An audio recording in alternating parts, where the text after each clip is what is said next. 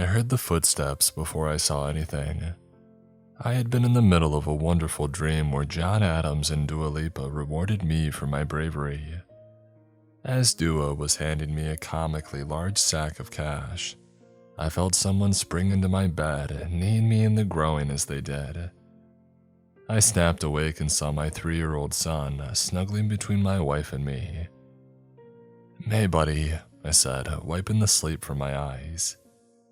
"He's back," my son said, his little voice quivering. "Mr. No Eyes?" my wife asked, waking from her own dreams. "Yes," my son answered. "Can I sleep with you, please?" My wife sat up and looked over at me.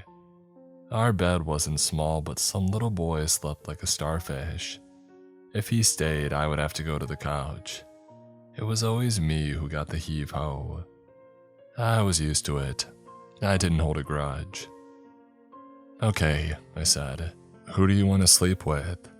"Mama," he said, snuggling in close to her. My wife gave me a small smile. "Hey, at least you're used to the couch," she said, trying to soften the blow. "Let me go get your stuff, boyo," I said, climbing out of bed.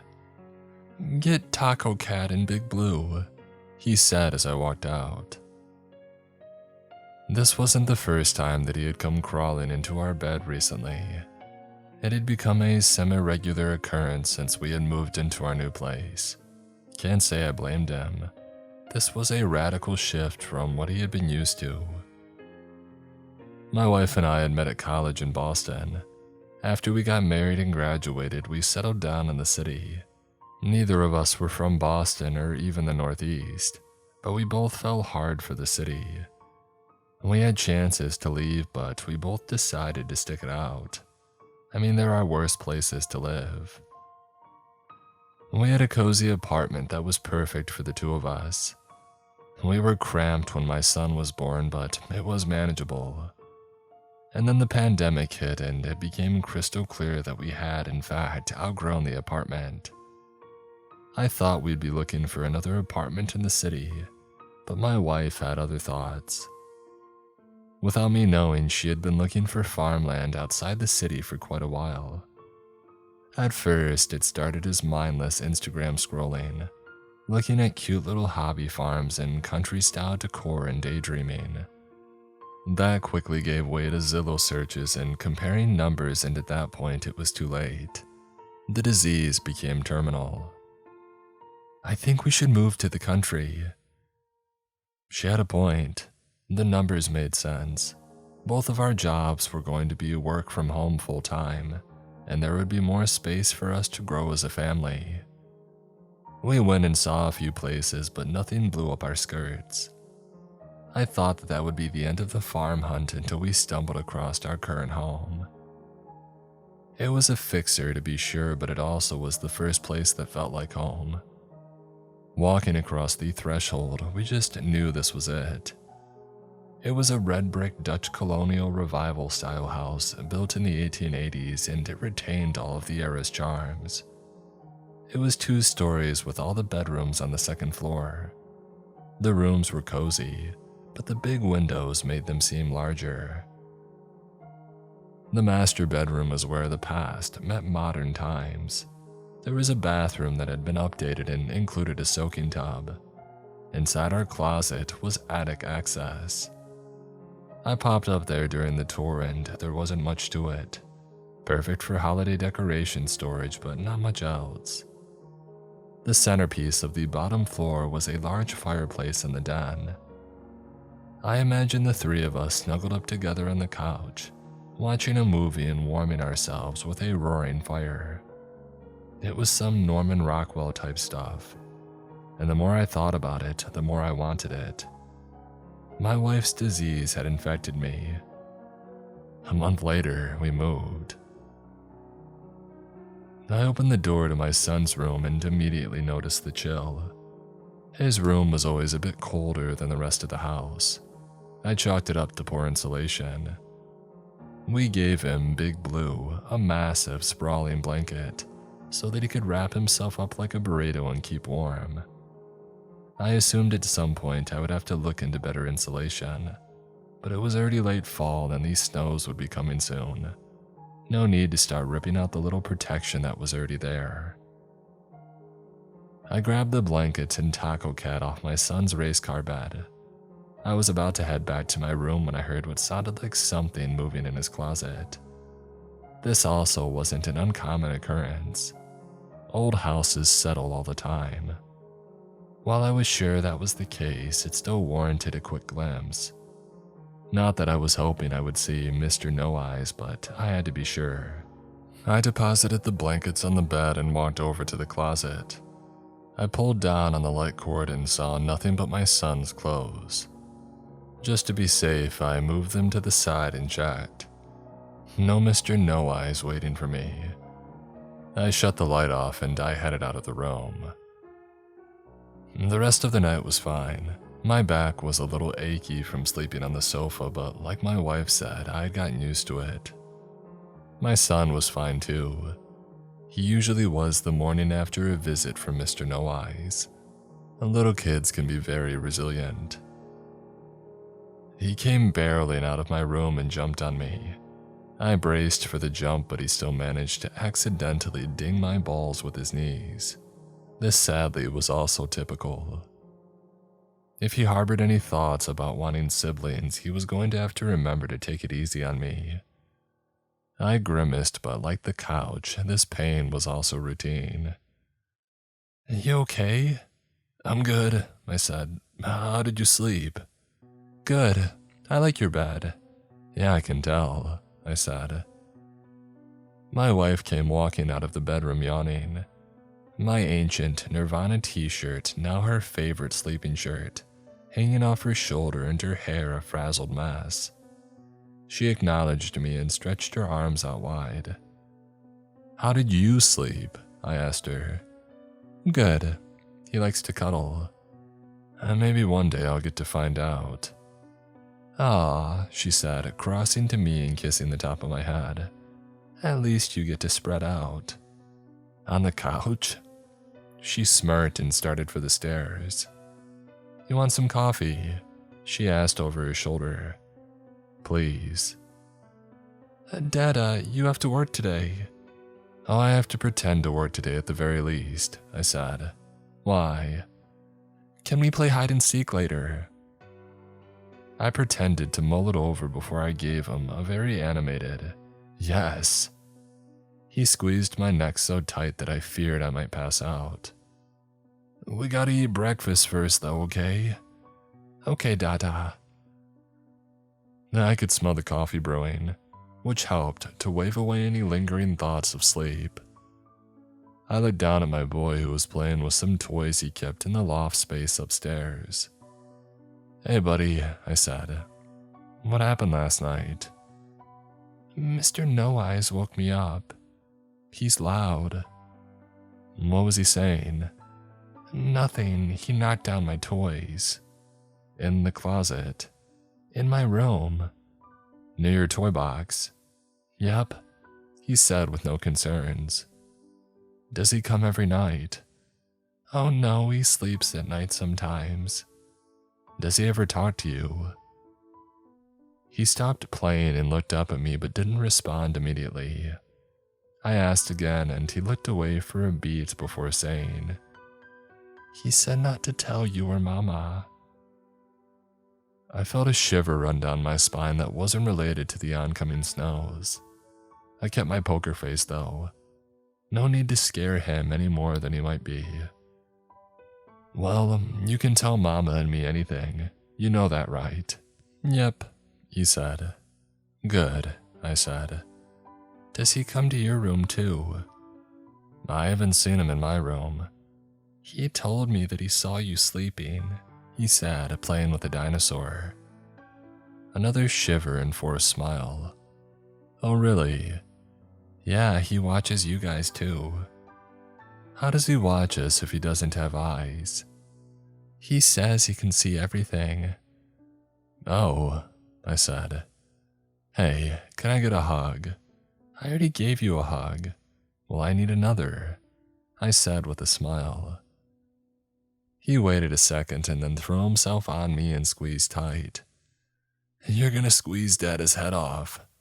"Oh, don't be crazy, Dada," he said, laughing. I carried him downstairs for breakfast. Before I left the loft, however, I glanced back and checked. Not that I was expecting to see Mr. No Eyes watching us, but I wanted to be sure, just in case.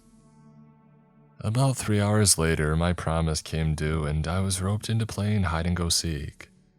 My son wasn't a huge fan of hiding, so that task fell to me. I didn't mind. I really enjoyed the hiding aspect of the game. Plus, the new house had a lot of random and unique hidey holes. Since my wife and son teamed up, I knew that I could go beyond typical parent hiding spots and really dig in. They went to go count in our bedroom and I had free run of the upstairs. That was the one rule, you had to stay upstairs.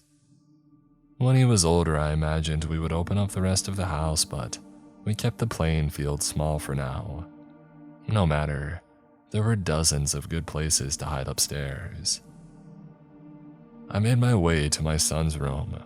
He always came here first and I liked giving him a few easy wins off the bat. It made the game fun for him.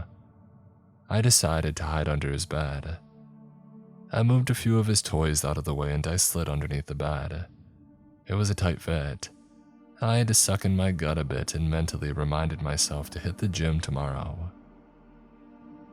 From where I was lying, I couldn't see anything. When I slid under the bed, I had grabbed a blanket and tried to hide my body. I knew it wouldn't matter, my son would find me, but I wanted him to earn a win too. Parenting is knowing when to throw in the towel and when to go down swinging. As expected, I heard footsteps coming down the hallway. The game was on. The door slowly creaked open and they entered the room. I couldn't help but grin because seeing how excited my son was going to be when he found me made cramming under this bed well worth it. The footsteps stopped in front of the bed and I knew that it was coming. I waited and waited, but the two of them never found me. I heard the footsteps slowly walk out of the room and back down the hall. I was puzzled. He always checked under the bed, and plus he was so quiet. I thought he was going to try and scare me. He did, he just hadn't realized he had. 5 or so minutes later, my son came bursting back into the room. Instantly, he dropped to his knees and yelled, "Found you, Dada!" I laughed and squeezed myself out from under the bed. As soon as I got out, my son tackled me until I started tickling him. My wife came into the room and we locked eyes. "There you are," she said. "Here I am," I said, standing up. "You guys didn't see me the first time he came in." She gave me a look. "He found you right away, your shoes were sticking out." "What are you talking about?" "What don't you understand about your foot was sticking out?" "You guys came in a few minutes before that. You stood in front of the bed and then you left." She shook her head. "No, we went downstairs because we heard you down there." "Not supposed to go downstairs, Dada." "I didn't go downstairs," I said. "We heard you. I was impressed, honestly, that you got back up here and under the bed so quickly." My skin felt prickly. Something had lured my wife and son downstairs and then came looking for me. What the hell? It suddenly clicked for my wife too, who put a hand over her mouth in shock. I just nodded, not wanting to say anything to scare my son. "We'll discuss it when little ears aren't around," she finally said. "Should we keep playing?" I asked. "Yes, but stay upstairs." My son yelled and ran back to my room to start counting. "I'm not going to hide in here again," I said. "Good idea," she said, heading back to count with my son. A few hours later, my wife and I finally had the conversation when my son was busy eating lunch and watching cartoons. I hadn't been able to think of anything else since I first had the revelation, and I was bursting at the seams. I pulled her into the kitchen and I unloaded. "What happened? I know what I heard." "Yeah, me too. I heard you walking down the stairs. I even thought, that jerk is trying to cheat." What did it sound like?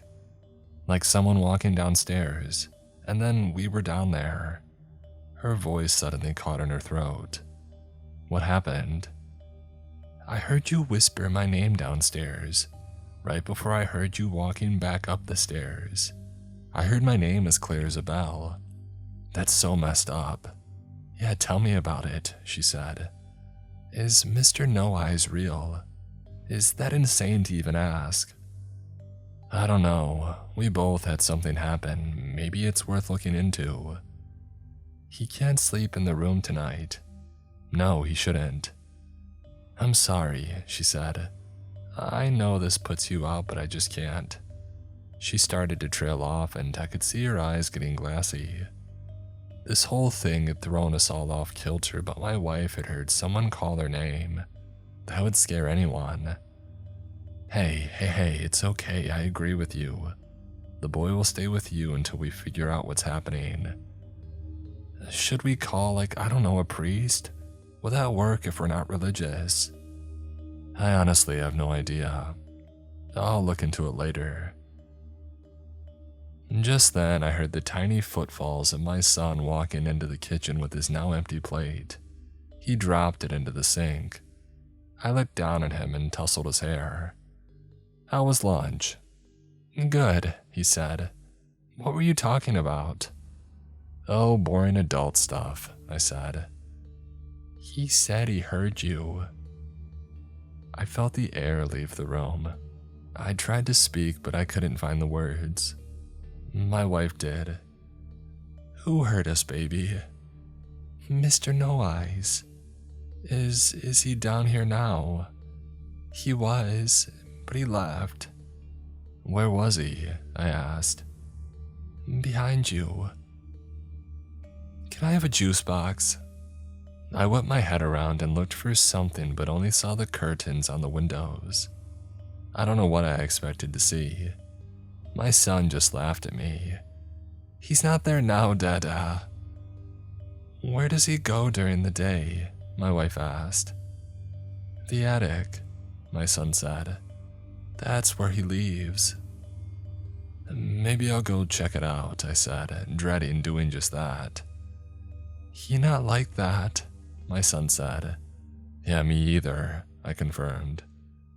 Hey, I have an idea, my wife said. Can you draw what Mr. No Eyes looks like? Why? Well, so Dada and I know what he looks like if we see him. Okay. He scampered off to his drawing area to do the only picture that he would ever draw that wouldn't make it up on the fridge. About 10 minutes later, he came running back with what can only be described as terrifying. Mr. No Eyes' head was thin like a pencil with bleach white skin. True to his name, there were no eyes. He had two mouths, one on top of the other. One smiled and one frowned. He wore what looked like a t-shirt and jeans. I wasn't sure if that was what he really looked like or what the hands of a 4-year-old were capable of drawing. Well, my wife said, this would scare the crap out of me if I saw it in my bedroom too. He's wearing a t-shirt and jeans, I said. So? I don't know, I always assumed that ghosts would be more dapper. Regular people die too. Maybe he's a blue-collar ghoul. I laughed. We both did. I folded the art up and put it in my pocket. If I had the power to wish it into the cornfield, I would have. Maybe we should watch a movie, something happy. Agreed, I said, kissing my wife on the cheek. You want something to eat? She nodded and went to corral the wild man to help pick a movie. We settled on an old-school Disney classic and forgot all about Mr. No Eyes. The rest of the day went off without a hitch. Come bedtime, however, things got a little odd. As discussed, my son wouldn't be sleeping in his room for the foreseeable future, not until we figured out what was going on. I wasn't sure if my room was safer. I assumed this thing could go anywhere, but my boy never freaked out when he was in there, so I was hoping that trend continued. We tucked him into our bed and ran through our nighttime routine. He was happy and thrilled to not be in his room. He kept saying that it was hard to sleep through the noise. I asked him what noise and he looked shocked. "You don't hear it." "Hear what, bud?" I asked. "The buzzing like bees. It does it when Mr. No Eyes first shows up." "Oh," was all that I could muster. "Well, you'll be safe in here, okay?" my wife said, settling the situation. "And if you need anything at all, Dad's just outside the room, okay?" He hugged me. "Love you, Dada." "I love you too, boyo." Within 10 minutes, he was out. My wife and I went downstairs to clean up the kitchen and get in a few episodes of TV before our bed started calling. As expected, she answered her call first. "I can barely keep my eyes open." "I know," I said. "You missed me moonwalking a bit ago." "No," she smirked. "I saw those moves." "That's why you're heading to bed?" "To save you the embarrassment, yes," she said as she stood and kissed the top of my head. "Don't be up too late, huh?" "I won't," I said before adding. "Need me to walk you up?" "Oh no, I can handle it. We haven't heard anything." "No bees, not yet at least." "Oh, don't jinx yourself," she said. "Night, baby." "Night." I heard her walk up the stairs and walk into our room. She closed the door softly, but I could still hear the click of the latch. I was alone for the first time since I heard Mr. No Eyes enter the room while I was under the bed. The thought caused me to shiver, but I wasn't going to let it ruin the rest of my night.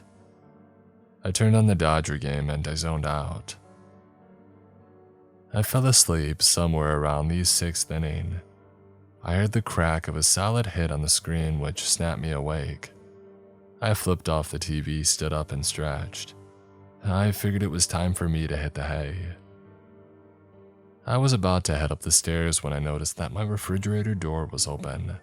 Not just cracked, but wide open. Last night's chicken dinner was sitting on the counter too. "Hello?" I called out, expecting to see my wife making a late-night snack. But no one responded. I detoured from the stairs and headed into the kitchen. There wasn't anyone in there. Puzzled, I put the food back in the fridge and I closed the door. From behind me, I heard one of the chairs from my dining room shift on the floor like somebody had pulled it out. I cautiously walked over to the room and threw on the light. Sure enough, one of the chairs had been noticeably pulled out. I was beginning to think that Mr. No Eyes just wanted a late-night snack. "At least push in your chair," I said out loud. And that's when I heard what sounded like white noise emanating from the living room. It started quietly, almost imperceptible, but it grew louder. Within a few seconds, the faint white noise sounded like a swarm of bees. The buzzing was intense and it filled the air. And then it went quiet. The buzzing didn't just stop. Every noise stopped. No crickets outside, no hum of the refrigerator. Nothing but my shallow breathing and booming heartbeat. "The hell?" I muttered. The hair on my arm, sensing something was off before my brain caught up, started to rise. I wasn't alone in the room. I didn't see anything, but I felt it in the animal part of my brain. Something was watching me. And that's when the whispers started. I couldn't make out the words, but it was clear that two different voices were speaking. One was a nasally, high-pitched drawl, and the other was a sonorous, low baritone that sounded like somebody stuck their finger on a record player, slowing it down. The voices came from every corner of the room all at once. Just then, the overhead lights started to flicker until they went out. I stood there, not knowing what to do. Normally, even with the lights off, I could kind of see my way around the house. Light pollution being what it is, once my eyes adjusted, I could manage. But at that moment, it was like somebody had put a black cloth over my head. "Why are you here?" the higher-pitched voice hissed. I froze in place. I had no intention of responding. Without eyes, I imagined they used sound to echolocate me or something. I wasn't sure and I was grasping at straws. The fear had cemented my feet to the floor. "You do not belong," the deeper voice added. That's when the burners on my stove turned on. The 4 flames lit up that corner of the room. They danced, sending eerie projections on the nearby walls. I scanned to see if I saw anything over there, but I saw nothing but shadows. "The little one is afraid of you," the high-pitched voice said. Suddenly, there was a flash of light in the far corner of the living room. I shielded my eyes, but before I did, I saw the outline of a spindly figure in the middle of the room. I didn't see enough in the flash, but I did make out one feature. He had no eyes. I started to shake. I thought about my family upstairs and how they were as metaphorically in the dark as I was actually in the dark. I thought about how my son had seen this thing before and was able to function. He was so brave. "But I am not," the deeper voice said. And then everything went silent again. 3 flashes in 3 different corners of the bottom floor. There were flashes of some ethereal light. Each time I caught a glimpse of Mr. No Eyes, which painted in more of his look. His head was thin and narrow with several horizontal slices across his scalp. His skin was a pale blue and pulled taut over his eyeless face. His nose was nothing more than a small bump that sat above a small, smiling mouth.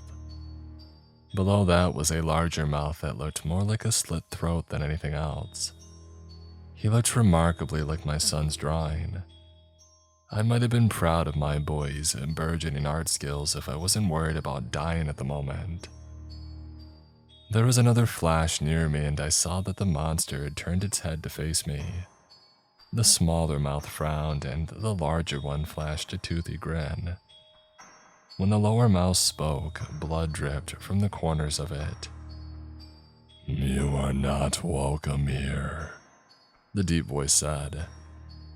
My legs wobbled under me. Being threatened by a ghost wasn't as fun as it sounded. My eyes tried to take in everything, but all I could do was stare at the oozing blood from the corners of the second mouth. It bubbled when he spoke. Suddenly, there was another flash by the stairs and my jaw dropped. I had seen a bunch of wild stuff in the last few minutes, but this one took the cake. Some random guy was standing near the stairs. We locked eyes. I had no idea what he was doing, but he seemed to recognize me. Mr. No Eyes turned to face him. The smaller voice called out, "You all are not welcome here." "Screw this," the random guy said and bolted up the stairs. When he hit the landing, he split down the hallway towards my son's room. I heard his door slam. I was still processing what had just happened when all the lights turned back on. Mr. No Eyes was gone. Everything seemed to be back to normal, but I knew that that wasn't true. When I saw a red splotch on the ground in front of me, then another and another, I touched my nose and realized the source of the blood was from me. My nose had started bleeding, and I was confused as all get out. I hadn't had a nosebleed since I was a kid, and I had no idea why it had started bleeding. I pinched the bridge of my nose to try to stop the bleeding. I knew that I needed to get upstairs and figure out who the heck that guy was, but I had to staunch this flow. I leaned my head back and closed my eyes. I kept muttering, "Clot already," hoping my blood would hear my prayers and act accordingly. That's not what happened. Instead, with my head thrown back, I heard the high-pitched voice whisper into my ear, "You will die here." That got me moving. Blood streaming from my nostrils or not, I tore it up the stairs. I looked over at my son's room but knew that I needed to get my family to safety. Whatever Mr. No Eyes was, he wasn't playing around anymore. I dashed into the room and my wife shot up like a lightning bolt. "What's wrong?" she said, the sleep still coursing through her brain. "We gotta go now." "What's the matter?" "Mr. No Eyes, he's here." She snapped into action. What happened?" "He threatened us, all of us." "You saw him." "I saw so much more than him," I said, tossing shoes to my wife. "Get to the car with our boy and I'll be right behind you." "But I want to stay with you." "No, get him to the car." Just then, my son woke up. He rubbed his eyes and stood up. "Is it morning?" "No, buddy," I said, trying my best to sound cheerful. "We're gonna go for a little car ride, though." My wife came over to me. She saw how wild my eyes looked and the blood in my nose. "Are you okay?" "I will be when we get the hell out of here," I said. "Are you ready?" She nodded and scooped up our son. He clung tightly to her as we made our way toward the door. Before we left, I turned back to her and said, "If you see anything, just rush right past it, okay? Grab the keys by the door and get to the car as soon as possible, okay?" She nodded yes and hugged our son a bit tighter. I turned to grab the handle when I heard my son say, "What are you doing in Mama and Dada's closet?" We all turned around to see a face in the attic entry looking down at us. My wife screamed, at first assuming that it was Mr. No Eyes, but it wasn't. It was the stranger that I saw earlier. He ripped open the attic opening and started down. "Let's go," I said, kicking my door open and guiding my wife and son down the hallway towards the stairwell.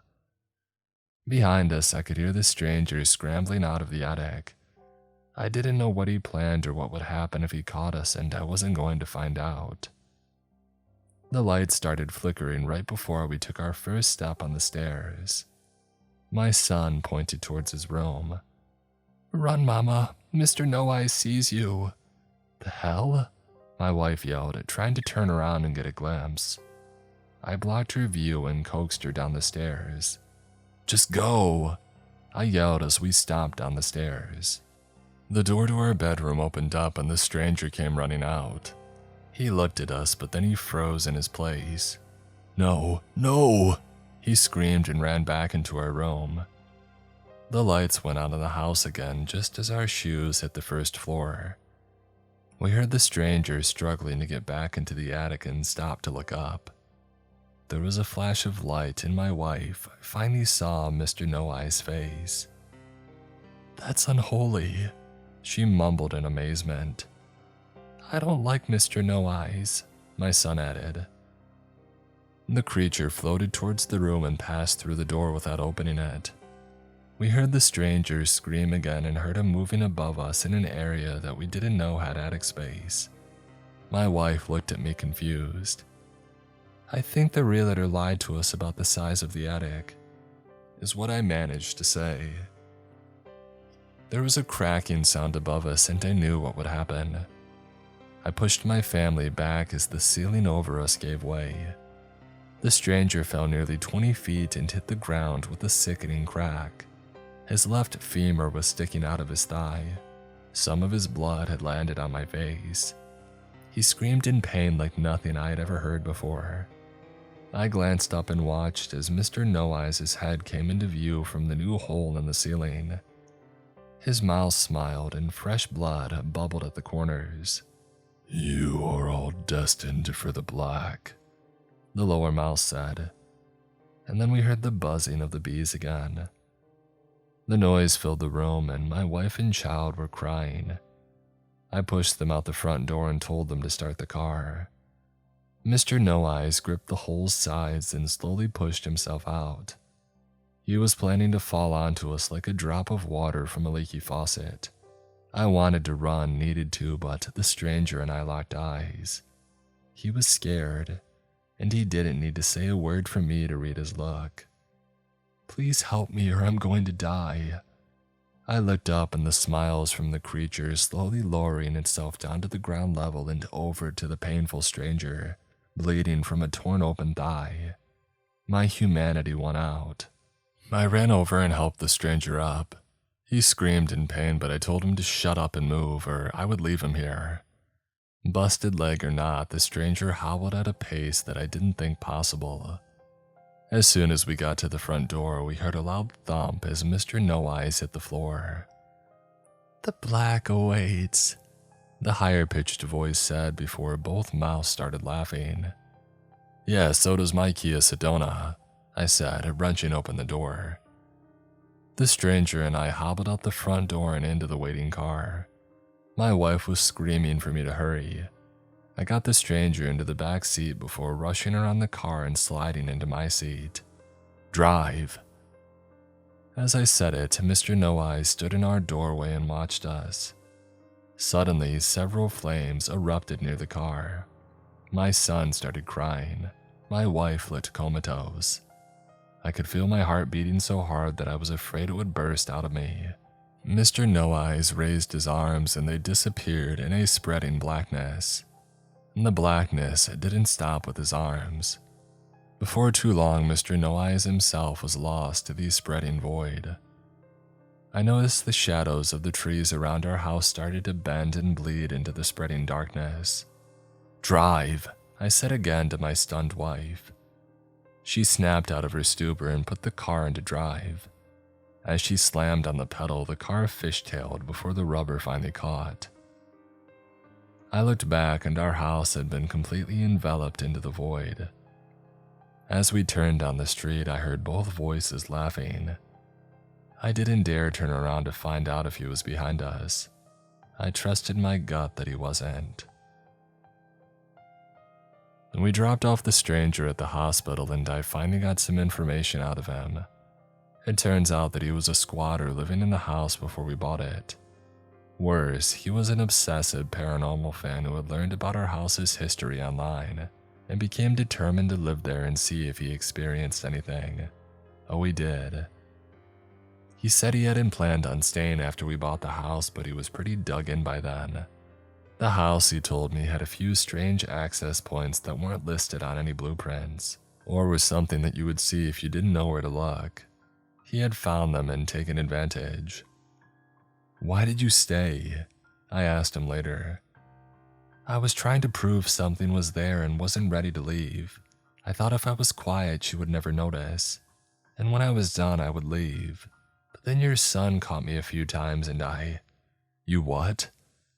"Well, I told him about Mr. No Eyes." "You what?" I said, ready to rip this guy's head off. "I said I was protecting him from Mr. No Eyes so that he wouldn't say anything to you." "What's wrong with you?" "Well, then to speed up the process, I started agitating Mr. No Eyes. And it worked." Up to that point, I had considered not saying anything to the authorities. He would need to leave and never come back. I assumed he'd take the offer as he was in traction for his leg and the recovery was going to be long and painful. But when he told me what he had done, my good nature gave way. I pressed charges. He's awaiting trial as I write this. Another thing I've since found out is that our house is quite the hotspot for paranormal comings and goings. There is a litany of stories about the farmhouse online that I just never thought to look. I mean, who Googles their house before they buy it? I had seen it, been inside it, and felt the good vibes. It seemed like a perfect fit. When I relayed this to our realtor, she was stunned. She had never heard anything about this and swears up and down that she would have mentioned it if she had. I'm inclined to believe her, but I have my doubts. Massachusetts is one of the few states where you do not have to mention paranormal issues to a prospective buyer. After a big protest, I did send my wife and son to go stay with her mom for a few weeks, just until I could get things settled down at the house. I went to a local Catholic church and told a priest. A few phone calls later, he put me in touch with a spiritual fixer that could help. The church vouched for him but wouldn't publicly do so. Not a surprising stance for the church to take, considering its past. When we arrived at the house, I was surprised to see that it was still standing. The inky black void that had enveloped the building was gone. Everything on the outside looked normal. The inside, however, was a different story. Besides the gaping hole in my ceiling, all of my furniture had been stacked in the middle of the living room. It was like a Jenga tower made of IKEA. "This is not a good sign," the fixer said. I smirked. "Yeah, you're right.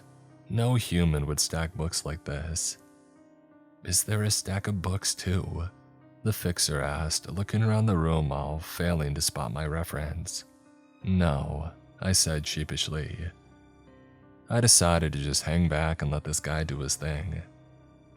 About an hour later, he returned and told me that something dark was still here. I said I wasn't surprised, and he told me that he needed to do some rituals. He said it would be best if I wasn't there. I came back 3 hours later, and the fixer was sitting outside my house. He looked emotionally and physically drained.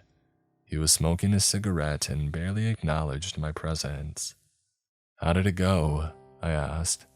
I've never dealt with anything like that before. "Is it gone?" I asked. He stubbed out his smoke and looked up at me. "Yeah, it's gone. For now." "What the hell does that mean?" "Whatever that guy did, he opened some portal or something in there. It's like a light in the dark to these things. They'll head for it eventually, but for now the light's been dimmed. Can we close the portal or whatever? I'll have to ask some people above me if they can help." "So what, I just wait for some other ghoul to arrive in the meantime?" "If it does," he said, reaching into his pocket and pulling out a business card. "Call me. I'll send it back to where it came from." "What about the black?" I asked. "What was that?" That's something I've never heard of before. I'm gonna have to ask around." This wasn't the response that I was hoping to hear. "Should we stick around or what?" He nodded.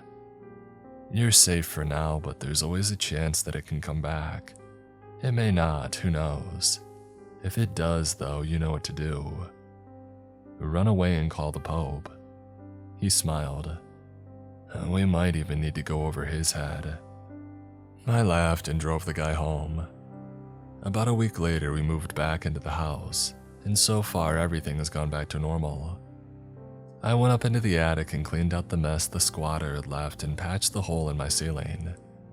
My son hasn't had a bad dream since. Mr. No Eyes has stayed far away. I've settled into a new routine. Every night around sunset, I make myself a cocktail and I walk the property around the house. I've dubbed it my booze patrol. I'm not sure what I'm looking for or what I would do if I saw something, but it helps make me feel secure. I'm about to head out now. I'm only hesitating because earlier when I was taking out the garbage, I heard what sounded like bees buzzing near the tree line. Odds are it was simply bees looking to find a spot to start a new hive. But considering the recent past, I'm being more cautious. I'm not going to let Mr. No Eyes come walking back into this place without a fight. This is my house, my land, and I'll fight it until I can't. All that being said, I really do miss our old apartment in Boston.